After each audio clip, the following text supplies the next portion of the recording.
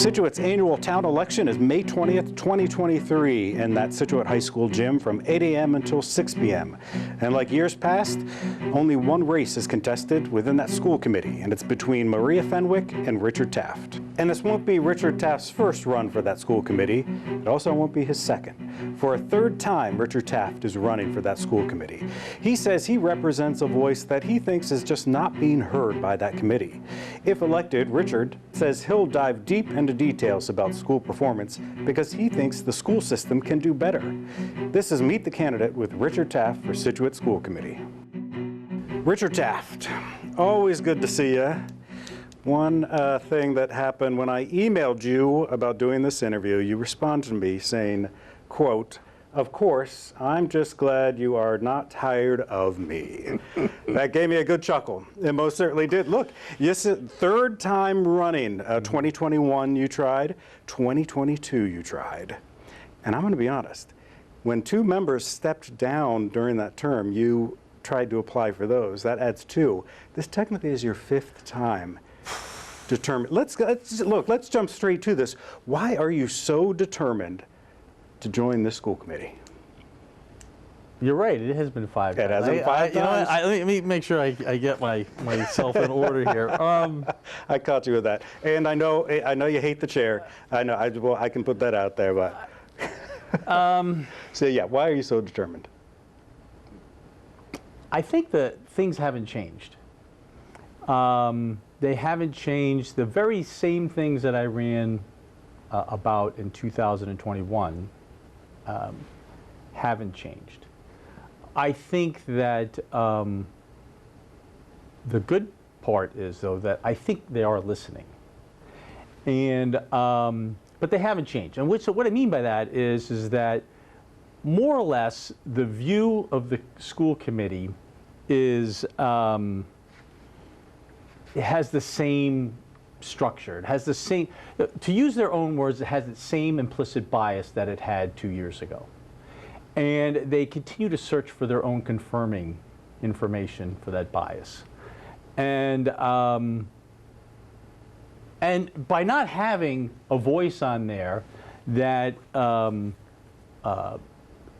is willing to explore issues from angles that they don't see because of their own bias, they're missing it, and they're not making good policy. And they're missing the opportunity to grab people and make them more part of the policies and procedures that ultimately are intended. What I want, I think what everyone wants, is to make the school better, make our policies better, make our objectives better, make our accountability better. Let everyone know that really no matter where you come out in the spectrum of politics, that your ideas are going to be heard and listened to and actioned on. And that really hasn't changed.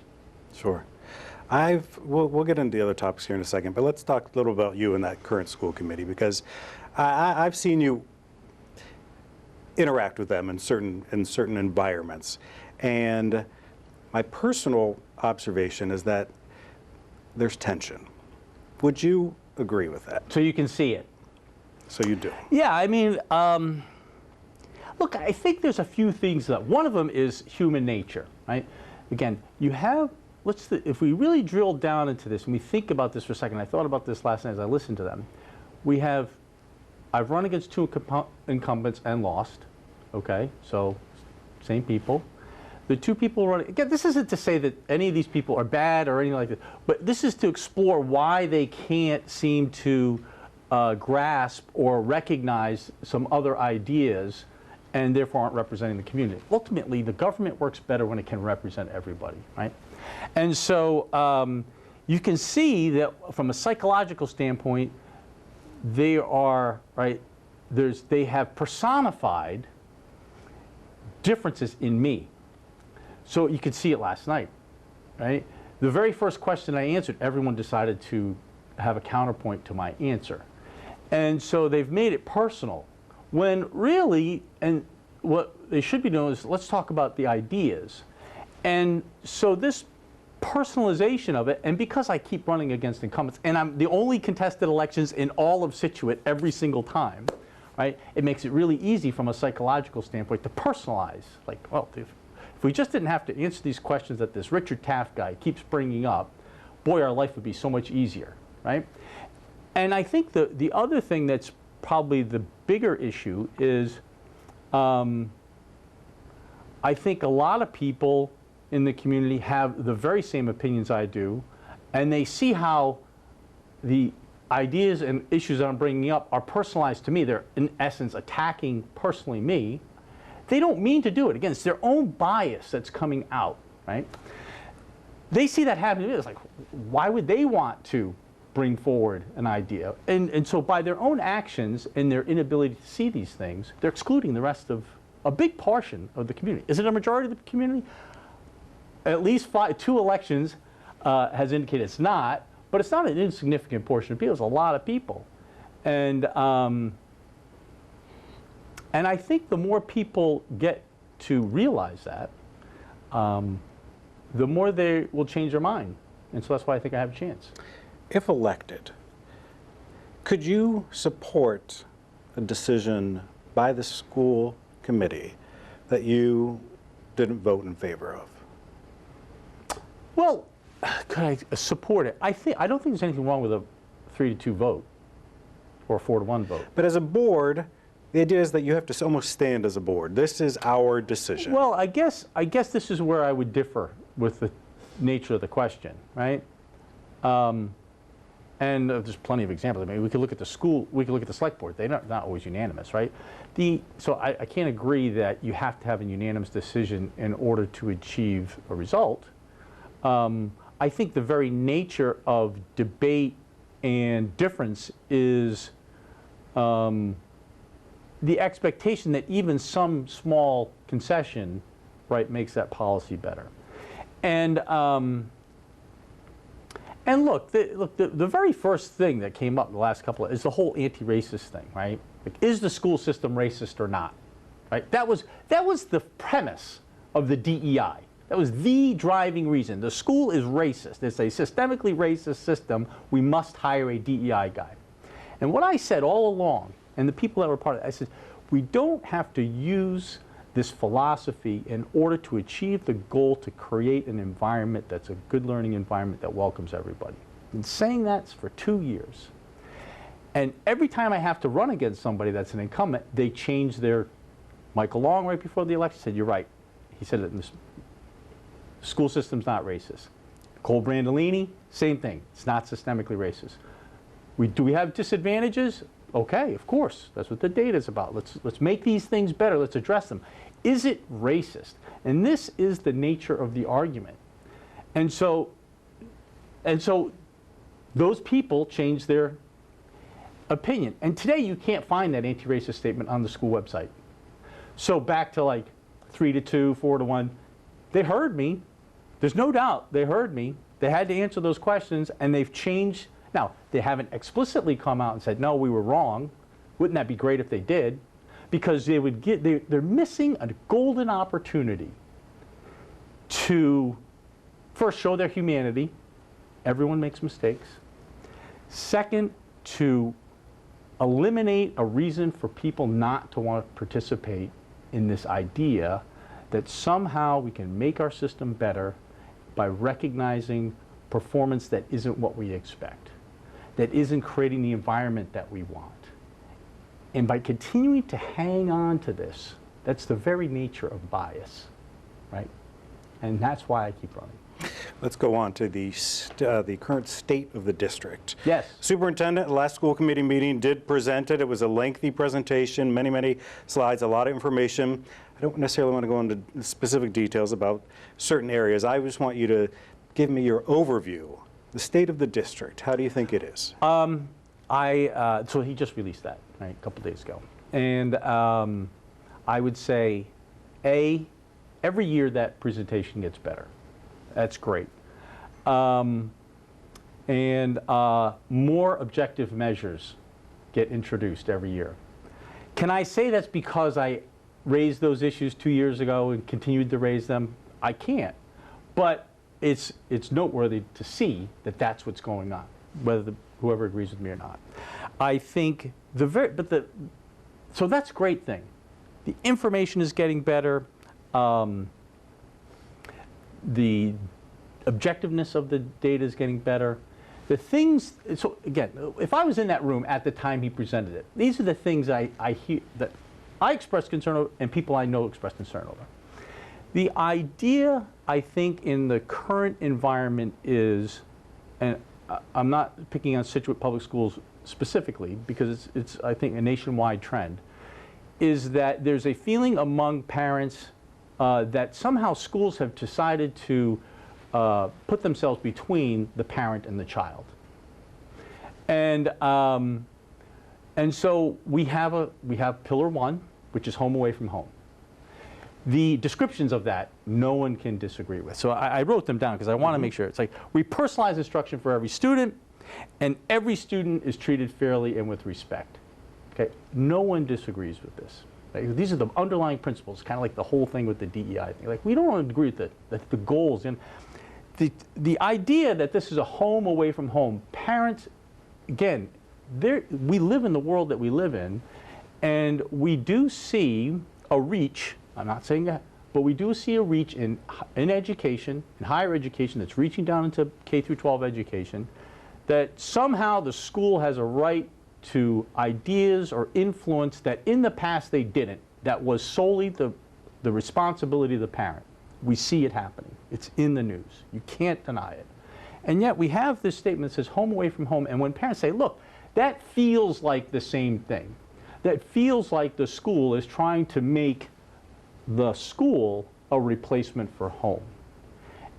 And I don't think that's the superintendent's intent, because I read these words that he writes down as what we're trying to do. But is he considering that? No one on that school committee has said, have you considered the possibility that what you're really creating here is the impression that you're trying to step between me and my child? And I've said this in the last meeting. We lend our kids to the school system. We expect them back. Right? We expect you to do very specific things. We get to do everything else. It's part of the joy of having a child and raising it. Right? Again, I don't expect, and I haven't heard the superintendent say anything that would make me believe something different than that in this context. But you can't deny that this is an issue, and there's got to be a way to help mitigate that. How do we mitigate that? This is a question I would be raising. The second pillar, the best school system in the world. That's the pillar. You cannot be the best in the world if you cannot be better than the people in your backyard. It's kind of like saying Scituate High School football team wants to win the Super Bowl, but we can't beat Cohasset. We do. But, and so, and I've said this for the last couple of years. The metrics are improving. He's bringing forward the actual metrics in this meeting, in his state meeting, and he's explaining them. But what he's not doing, and what I would be asking for him to do, is to benchmark this against our neighbors. We cannot be the best schools. We cannot beat Taiwan or China or India, the best schools in Europe, or if we can't beat the best schools in our backyard. If we can't put our finger on things that are objective measures of Cohasset and Norwell and Duxbury and Marshfield and Hingham, if we can't do that, we can't put those objectives, then we have no business trying to say that we can be the best. Let's be the best in the South Shore. Let's create some objective measures around that. They're not hard to do. He was presenting them in that meeting. Very easy to put a line, to put a comparative benchmark, because he's getting them from the same place. This is what Hingham did. This is what Norwell did. This is what Duxbury did. We beat them here. We did it here. It's a wonderful thing for us to take. If you're really truly interested in being the best at something, you have to benchmark yourself against something. That's the state of the school. I get it. I do want to just do a quick little follow-up on that superintendent, because he does use best a lot. Mm-hmm. But he also sometimes follows up and says the best for Scituate. What do you think about that? I got to say, I haven't heard the context of that. Because he says it's not comparing to other people. It is what is best for, how do we become the best for Scituate?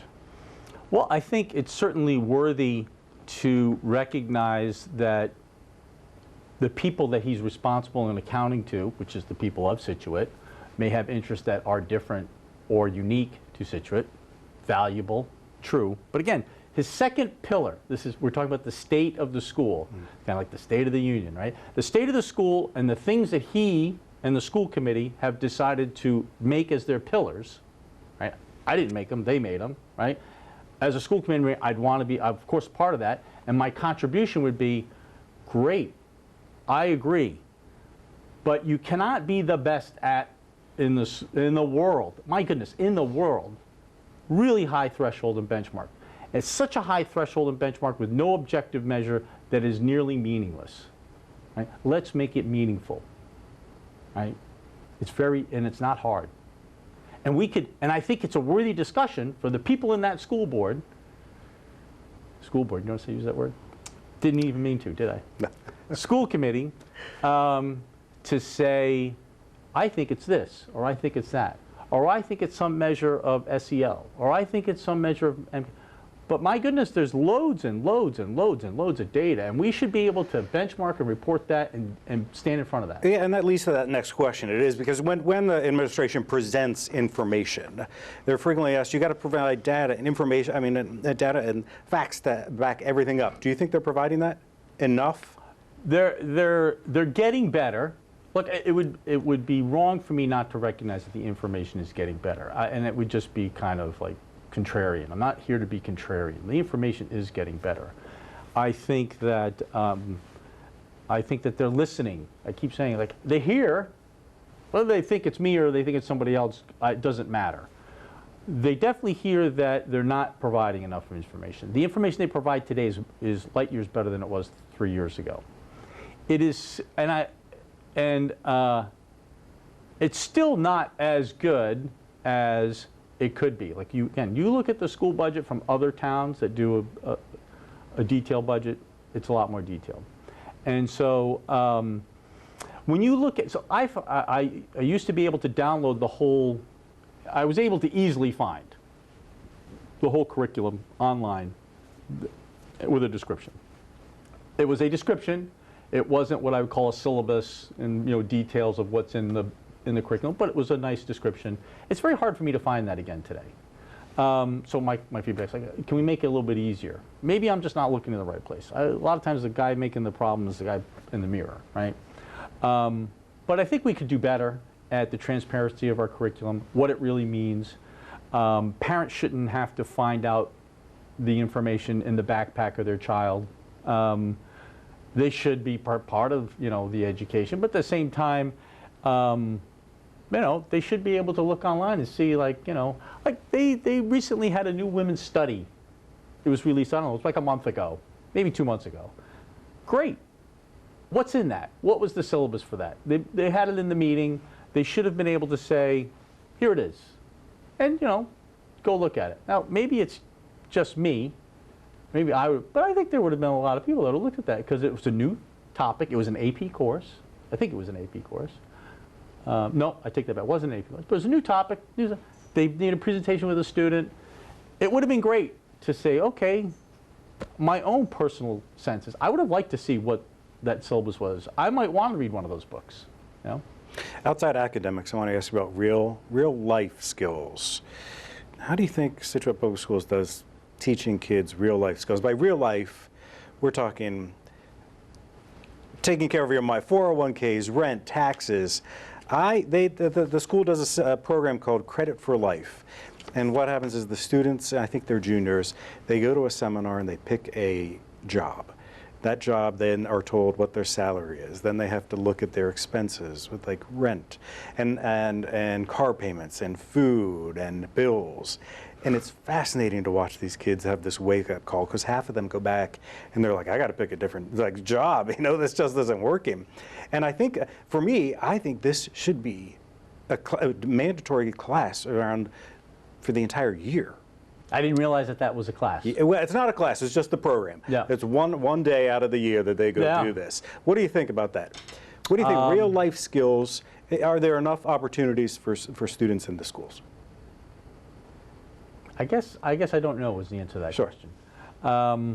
I wouldn't know enough about. I don't know. I can't. Again, back to I'm not sure I could find the information in a way to give you a meaningful answer because I did see the question. I thought about it a lot. Yeah. And really, what I came out, it was a different take on what you were saying. but I do want to answer where you're going first. I agree. I tried to have my daughter write a check the other day. Well, I shouldn't say that. My wife wrote a check, and and she was looking at it. You didn't realize you got to write the 98 cents over the 100, right? When I went to school, and I don't remember what grade it was in, I believe it might have been grade school, the teacher went through writing a check. Yeah. Right? We don't even do that now. And I guess that went the way of cursive, too, right? You're a dinosaur, man. Right. You still want me to write cursive. Well, you had to write a check, right? I would say that those things haven't gone away, and our children are younger, and they have skills that we don't have. And I just maybe think that that's the nature of life. Older people have their own experiences that are anchored from 30 or 40 years ago, and we want our kids to have the same ones until we realize that they're really not worth anything anymore. I don't know. When I ask that question, I do sometimes think I show my age a little bit too, because even Andrew, who's doing this for us, I talking about checks, he's like, what are you talking about? Just like Venmo or something. And as old people, we're just sort of like, yeah, kids don't get it anymore. Well, just to digress, I would say the real life thing that I do with my daughter is I pick, I think we've gone through 30 movies. It's a list, and I would consider them kind of iconic American culture. So Major League, Jaws, so movies like that like, but for me, Ferris Bueller's Day Off. So the seniors organized a sick day. It's like, I just want you to know, like when I was a kid, like you did it by yourself and you got in trouble for it. And so then we watched Ferris Bueller's Day Off. So I'm just saying, it's like, I don't know. I'm not answering your question. I'm sorry, but I would say the real life things, maybe the most important thing that I think that we do have to keep our eye on is resilience. So the kids just went through a huge challenge with COVID. That's a completely different set of resilience. I think that scarred isn't the right word. Maybe it's the right word. I think that they have been changed for it. I think they had an experience that we never had to have. I think anybody who looks at it in hindsight realizes we could have done a way better job for our kids than we did. At the same time, on the things that we'll call like real life or the things beyond COVID, I don't think we give our kids, and this is going to sound strange, I don't think we give our kids the opportunity to fail. And that's a really weird way to say it because it's an oxymoron, opportunity to fail. You fail like as a result that you did something wrong. It wasn't like, say, hey, go try this and fail, right? We are of a, I'll take blame for it myself. We have so much, Scituate that has so much than I did. And because we have so much, it's so easy not to let your kid fail, right? In any number of thousands. It's personal for anybody. And, we see that, I see that. And that's one of the things I worry about. They have to fail. And the best time to let them fail is when they're kids and you're there to catch them, but you got to let them fail. There's a resilience that comes with that. It makes them better kids, makes them better people. Let's switch to diversity, equity, and inclusion. I've received a lot of requests to ask about critical race theory, sexual orientation, gender issues. I do feel like with you, I feel like last interview we did discuss a lot of those. And I also feel like those topics warrant a lengthy discussion. So I've told these individuals, look, reach out to the candidate, have a one-on-one, because it's individualized for each person. Mm-hmm. But I will say this, is that I felt like the majority of people that were asking me, I would say, were conservative. And it almost felt as though they just didn't feel like they were being heard. So when we think about diversity, equity, and inclusion, and specifically that inclusion part, do you think the conservative voice is being included in the conversation? And again, I think this is like the reason I keep running. I don't think it is, right? And I don't think it is not because I think the people on the committee are bad people, right? I think they're good people. They're volunteering for a very hard job. And it takes a lot of dedication and effort to want to do it. But that doesn't mean that they're able to see that they're seeing the whole field. I mean, they have made, the school committee and the school has made a big deal about spending a lot of money investing in bias and implicit bias, and yet they have a very hard time recognizing that their own bias. And this is one of those issues, right? And I think one of the ways to look at this is that it was, we keep coming back to this, right? It's sad, right? But it was formed irrationally. I shouldn't say that. It was formed imperfectly. Formed on the idea that the school system is right. You just can't get away with this. You can't stop this until you correct this problem. They have to correct this. I asked Jamil Adams in December. He had his own meeting. I said, do you realize that, do you know that this is the thing? He said he had never realized that the anti-racist statement had anything to do with his job description, right? So he wasn't really sure about systemic racism. So this is the point. This position was formed because the school declared the system racist. You could have probably said anything else, and we would have probably shrugged, and the DEI position would have hired the same person, right? But they haven't, and they need to correct it. And that's a conservative voice. That's a conservative saying, I don't believe that the nature of your skin makes you racist. Like, we talk about this all the time. It's like, we say, well, this, and it keeps getting brought up in the school community. Like, last June was probably an example also. You're teaching this, it's critical race theory. Superintendent comes back, he has the mask. So Massachusetts School for School Committees, or the superintendent one, and he reads the book, and it says, we don't teach critical race theory. And you're right, I can't go find a curriculum that says critical race theory 101 taught by Mr. or Mrs. So-and-so, right? But what I can do is you can point to ideas that are foundational blocks of critical race, just like you can say, well, do we teach medicine in Scituate Public School? No. Do we teach biology and chemistry? Yes. Do you use those things as part of medicine? Yes. Do we teach critical race theories? No. Do we teach things like whiteness, white supremacy, these things? And we redefine this white supremacy from a historical context of Ku Klux Klan, Nazi. We've redefined it to the idea from critical race that whiteness is a property that people get excluded from. That's a critical race theory. It's getting taught in our schools. Parents brought the curriculum in front of the school board. The permanence of racism. Racism is permanent, and therefore we have to break down all the things, right? This is behind a lot of these information on demographics. We look at demographics. Scituate's 97% white. It's got an equity problem. It's racist. I mean, so when you listen to the equity report that was given a couple months ago, this is what that person says. Scituate has all these white people in it, and it has a diversity problem. It doesn't go on to say that, therefore, it's racist. But again, the Diversity, Equity, and Inclusion Office was created because Scituate Public Schools are racist. You've got to address this. The school committee has to address it. Has to say, look, we do not believe the school system as a school committee is racist. We can engage in making our system better by hiring teachers of diverse backgrounds. No one disagrees with that. We want that, right? But by looking at, but this is the permanence of race idea in critical race theory. If you can just look at a demographic breakdown and say, well, that's just inequitable and that's racism, there it is. That's what people point to as their example of racism, as whiteness as a property. Equal opportunity over equal outcomes, called equity. Equal outcomes is equity.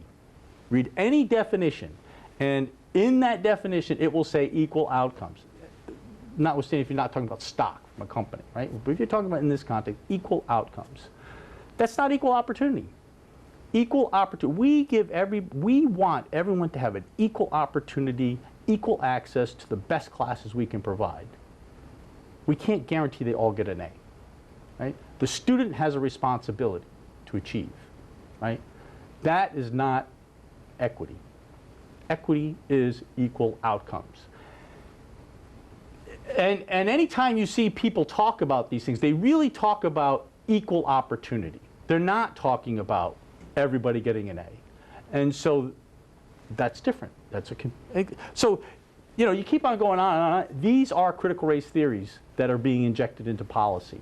And I think if there was someone in the room that said, do you really mean equal opportunity or equal outcomes for everybody? Everyone would say, no, we mean equal opportunity to the best that we can give them.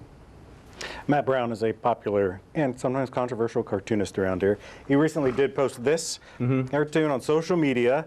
It came out. I just want to say, Yes. do you have any thoughts, comments? Yeah, so I would say this. I saw this yesterday, and I would say the same thing I said to the person that showed it to me, and I've seen it at probably a couple different places, is, look, I don't know all the comments on it because it was posted in social media as far as I know. I don't know if there's anything derogatory, defamatory, because that happens to me. I know because people have told me. So setting aside whatever somebody said about me that might not be good, look, cartoonists are in the business of making people laugh and highlighting things. What do I think of that particular? I laughed. If there was nothing negative that surrounded that was trying to point at me, and you know, I'd want them to give me the original so I could frame it. Do I think people could get upset about it? Yeah, sure. But that's what cartoonists are supposed to do. They create a caricature of something, and that's what it is, caricature, that they try to lean on, tripes, and you know, and put them in a cartoon, and it makes us think, it makes us laugh. Does that mean it identifies us as something? I don't think it does. I laughed. Let's switch. Let's go back to that. The school, the administration, and the whole process of it. It is about academics and students, but at the end of the day, schools are a business too. This includes a budget, which we've talked about in the past, and I've asked you to kind of give me how you start it and where you focus on. But this time around, I want to talk. Like any business, budget cuts can be inevitable. If the school administration were to come to you and ask, where should we focus when it comes to school cuts or budget cuts, what would you say? Well, I think this is one of the things that businesses have to do more frequently. It's part of your business. Like anytime you get involved in a business, and particularly as you get into bigger business, which is to say you become part of a public company, you become a bigger company, you have to be prepared. It's actually on a monthly basis. You have to like report every month how the goals of the activities that you're engaged in to produce a service or sell a widget leads to a financial outcome. What is it? And then to the extent that it's good or bad, you have to adjust it. And as part of those things, you also have to have a conversation. It doesn't happen every month, but it does happen frequently. Richard, what happens when the economy goes down? Have you thought about what you're going to have to do to X or Y, right? And so businesses have to do this all the time. And schools don't. And if you listen to the meeting last night, what you realize is that there's this implicit understanding that the money just keeps on getting to be more. Like, if you listen to, and Andrew Goodrich said it, we expect the growth to continue in Scituate, and therefore home values, will, you know, the property values in the town will continue to go up, and therefore revenues will continue to go up, and we don't have to worry about cutting a budget. It's kind of what he said. I don't want to say that's exactly what he said, but it's kind of the intent there. And so that's counter to business. But businesses do this all the time. So back to your question. I'd first say you want to look at the things that you're doing. And just like in a business, are you shrinking anywhere? And I know that the people on school with me hate this when I bring it up, because I see them in the front row of the meeting last night. I brought it up. They're all like snickering and laughing, right? Where are you growing? Where are you shrinking? That's what any business does. Where are you growing? Where are you shrinking? Dedicate your resources to the things that are going well. Pare them back. Right-size them in things that are shrinking. Our school is shrinking in the high school. We can have a long debate about why, wherefore. It's shrinking by a lot. Okay? Middle school, also shrinking. Elementary schools, not shrinking. When you look at again, I'm talking about on a trend, any kind of long period of time, 5, 6, 7 years, you'll see elementary school population is stable, growing slightly, and middle schools and high schools shrinking. Again, we could talk to the why for us all you want, but you have to look at those and then right-size them. Are we providing things, services in those areas that, by the nature that we're shrinking, to the extent that we have to make a decision, we have to have a contingency plan, we right-size them. As we get rid of them, we don't do them anymore. We redirect those resources to the things that are being most used. That's what you have to do in any budget. That's what you'd have to do in the school budget. And schools, if you look at higher education, it's happening all over the place, right? Because the population is shrinking, state schools and bigger schools are the places where the resources are, and so you have to right size those things. And we do it all the time. So those are the things you have to do. I would, you know, the other thing is like, I'll leave this out there, is businesses also look at the top line, right? If we're shrinking, how do we get it back? How do we grow, right? Again, our school system is down 3,200 to 2,700. Can we grow? There are ways to grow. How do we attract other students? You can attract them from outside the district if you have to. And so there is a way to bring those students in and to increase the revenue to the town. Again, these are the contingencies that you're talking about. You can do it. You may not like it. No business likes to fire people. No business likes to right size, right? But you have to have a contingency and a realization that there is a way to do it. We can bring in more students. They don't necessarily have to come from Scituate. It's called public school choice. You participate in that program, right? I know the superintendent doesn't like to do it. I'm not advocating that he has to do it. What I'm saying, to answer your question, is this is how businesses look at things. We look at the top line, we look at the bottom line, we look at what things growing, what things aren't, and we rationalize those things. And we try to find our way through that process. Communication has been a big priority for the school administration. What role do you think the school committee should play in public relations? That's a good one, and I thought about that. And what I would say is we, again, the structure here is we're the school board. Again, I come back to a business structure. The board of directors doesn't direct the advertising policy, right?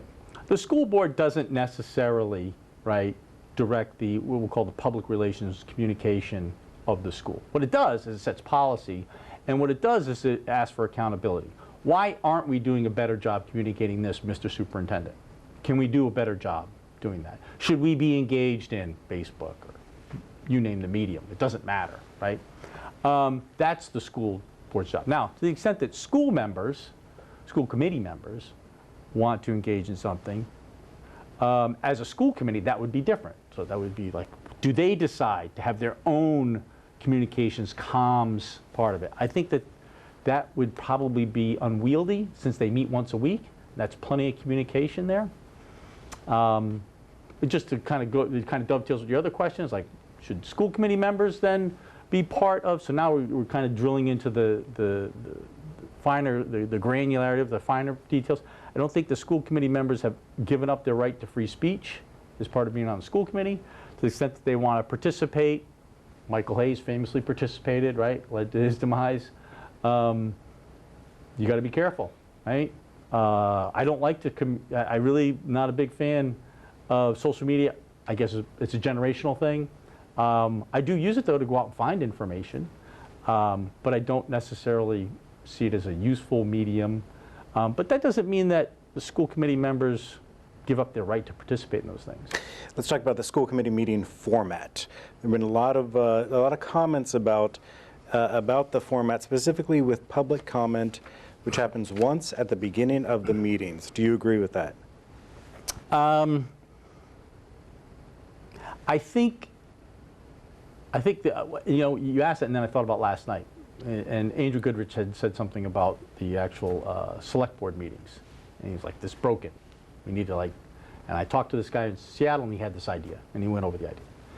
And I think we need to do the same thing with the Q&A sessions in the school committee meetings. We need to so again, what businesses do. We look at best practices. Let's go out and think about some best practices. Let's maybe do a little bit of research, however that is, individually or otherwise, on how the school committee could do that better. Because right now, it is a broken process. When I first started participating a couple years ago, there were 2 sessions, beginning of the meeting and the end of the meeting. Rightly or wrongly, the perception was that they went to one meeting to minimize input. Well, that's exactly the wrong reason, right? Right, we shouldn't be trying to minimize input, right? I mean, my goodness, this is a public entity. It's intended to represent the people. It needs public input, and to the extent that it gets light shined on it, it makes the system better. okay? So, so now we're down to one, and then it's bounced around and said, when does it happen? We don't answer questions in that meeting. Does that mean that the school committee individuals or people on that could have an answer to every possible question that's raised? No. They should, however, maybe make an effort to post in a public way, because it was a public comment, public way, meaningful ways that they may have been able to address it. I think the food, like, so for example, got a comment, the food in the cafeteria is not very good, whatever, right? You could post a comment, you could post it someplace that says we address this, we address these issues. You could tally that thing. You could keep it as a record of things that this was brought up, this is how we addressed it, this is where you can find it, this is on the school committee website, here's the link to how we address these issues. And it seems like, and so back to like people that feel like they're not being heard, because it's a stone-faced kind of, like I say to, whatever I say, right? They don't say anything back to me. They sit, and if it's something that maybe they don't agree with, then they have every right to want to think about it, right? So you get zero response out of that. And so that's not right. And if you think about what happens in a select board meeting, the big meeting, town meeting, I should say, right? They're there, they can respond, they answer questions, they help alleviate misunderstanding. We kind of don't do that in school committee meetings, so we need to rethink that. I have one final question for you. If you do not win this election, will we see you for a 6th time? Wow, and you say it like that. I don't want to put you on the spot. Yeah, no, my wife is probably shuddering at home when she sees this. Look, I think the thing that concerns me most, and we talked about this before this started, I think it's a good place to input it, is participating in school committee or the select board shouldn't mean that you have to risk your livelihood to do it. And that's a terrible outcome. And that's what's going on right now. We have a lot of people that don't want to participate because they're afraid of participating. That's a horrible thing. We shouldn't allow that. I would say that to answer your question, probably not. But having said that, if I were to win, I'd have to run again next time. Yes, you so would. you would see me. So you would see me again. Yes, you would. So I want people to run. I want people to volunteer. I want more voices to be heard. I don't think it's a sign of I don't think it's a badge of honor when we have uncontested elections, right? It's not necessarily an indicator of good performance. It could be. Again, I said last night, I think we live in a very content town. But I don't think just because the election's uncontested, that is by and large an indicator that that's a good thing. I don't think that's a good thing. I think the great thing about contested elections, and the thing that probably interests me most in doing it, is the opportunity to engage the ideas that we need to engage on. And I think back to bias, I think one of the reasons why there is a certain defensiveness that's been personalized to me is because, as I mentioned last night, Peter Gates and Janice, good people, haven't had to run a contested election, right? So when someone comes along for the last 3 elections and isn't just necessarily running against the incumbent in the only contested election for the school committee, but by and large, I am running against what's going on in the school committee. And so they feel it would not be unreasonable for them to feel a certain amount of affinity for defending themselves through that person that I'm contesting the election in. And so, we end up back at this like, well, it's because of this individual that I have to, right? And no, I mean, it's because of the ideas that need to be debated and they need to be made better. And so I guess, I mean, the answer is probably still no, but I really want the debates to be asked. I really want the questions to be answered. I really want people to step up. that we shouldn't be afraid to, to talk about a lot. Yeah, okay, we're going to disagree about things. Doesn't make us bad people. I have not met a bad person in Situate.